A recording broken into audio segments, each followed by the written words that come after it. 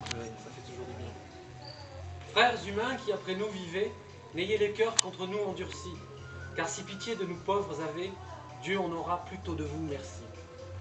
Vous nous voyez si attachés, 5-6, quand de la chair que trop avons nourri, elle est piéça, dévorée et pourrie, et nous les os devenons cendre et poudre.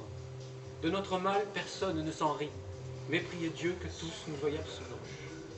Si frères vous clamons, pas n'en devez avoir dédain, quoique fûmes oxy par justice. Toutefois, vous savez que tous hommes n'ont pas bon sens racine. Excusez-nous, puisque nous sommes transis, envers le Fils de la Vierge Marie, que sa grâce ne soit pour nous tarie, nous préservant de l'infernale foudre. Nous sommes morts, âme ne nous harit, mais priez Dieu que tous nous voient absoudre. La pluie nous a débués et lavés, et le soleil desséché et noirci. Puis, corbeaux nous ont les yeux crevés, et arraché la barbe et les sourcils. Jamais nul temps nous nous sommes assis, puis ça, puis là, comme le vent varie, à son plaisir sans cesser nous charrie, plus becquetés d'oiseaux que des accoudres. Ne soyez donc de notre confrérie, mais priez Dieu que tous nous veuillent absoudre. Prince Jésus qui sur tous a maîtrise, garde qu'enfer n'est de nous seigneurie. À lui n'ayons que faire ni qu'y soudre. Homme ici n'a point de moquerie, mais priez Dieu que tous nous veuillent absoudre. Bouffon cabot. Je n'étais pas particulièrement destiné à la prison. À l'époque, je sillonnais tous les week-ends au volant de ma petite camionnette des routes sinueuses de l'Ardèche ou des Cévennes. Parfois, j'enquillais quelques heures d'autoroute ou de train pour m'aventurer de l'autre côté du Rhône, dans la vallée lyonnaise et les monts du Forez.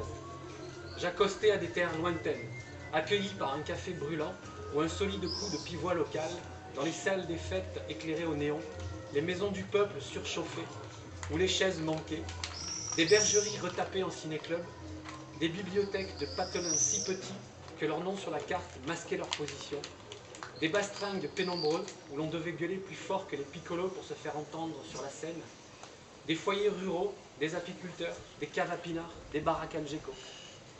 À chaque fois, je déboulais dans ces coins improbables pour y prodiguer mes leçons de philosophie foraine, claironnant une gouaille fleurie sur l'estrade en déballant l'article. Mon public n'était guère celui des cafés philo pour intellectuels urbains et semi-professeurs se pavanant en philosophe, sortant en science comme on sort sa bite dans les cabinets de l'école pour montrer qui a la plus longue. Non, c'était surtout un public rural, souvent peu diplômé, mais avec un appétit de pensée et une réelle soif de culture. C'étaient des Pékins ordinaires, le populo réel et digne d'estime, invisible aux médias, cogitant à la va comme je te pousse, épatés par les univers philosophiques que je déployais pour eux et heureux de les explorer avec moi. Un beau jour, à la sortie de mon boniment, dans une ancienne chambrée de nonnes reconvertie en tripot de village, Dominique vint m'entreprendre. Je savais qu'elle bossait plus ou moins au SPIP, le service pénitentiaire d'insertion et de probation, le truc qui fait dans le social en prison, comme le porc à l'ananas dans le sucré au milieu du salé. Ou alors, elle bossait à la PJJ, la protection judiciaire de la jeunesse, je sais plus. Comme j'étais d'humeur joasse, je joue au mec pris la main dans le sac sur une salle de tournement de gamine.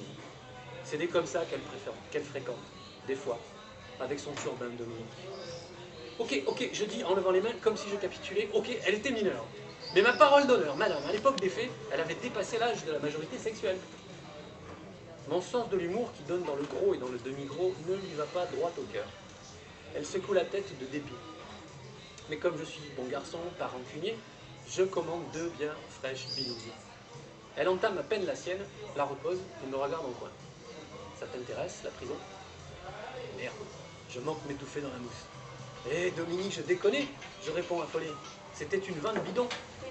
Attends, tu me vois, moi, faire des conneries pareilles? Oui, maman. Elle soupire en se passant la main sur le front. Pas pour en faire de la prison abrutie, pour y bosser. Ah bon, soupirait soulagé.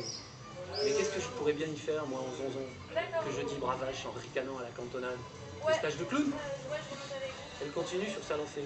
De la philo banane. T'as pas peur des publics différents? Des publics mélangés non plus, t'as pas peur? Non. Moi, je connaissais la prison par contumace, sans m'y être frotté, comme qui dirait, par relation interposée.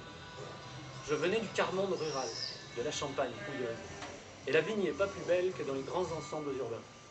Mais c'est une misère que l'on tait. Elle passe moins bien à l'écran que celle des cités, car on y brûle rarement les tracteurs dans les labours pour passer au JT. Tous mes copains d'enfance avaient fini à la gendarmerie ou à l'armée pour fuir la misère et le chômage. Les rétifs au képi avaient logiquement fini tolard. Le grand Poiscaille qui était tombé pour une affaire de stup, et Fredo qui avait braqué la poste du village avec le fusil de chasse de son grand-père. Pascal, lui, avait eu chaud aux fesses. Les bourgs étaient venus voir sa mère pour la mettre en garde. La coco à la sortie des bahuts, c'est mal. Voilà, c'était par eux que je savais qu'existait le monde de la prison. Dominique attendait la réponse. J'ai pensé à eux. Je me suis dit que j'étais un bel enfoiré de n'avoir jamais pris de nouvelles.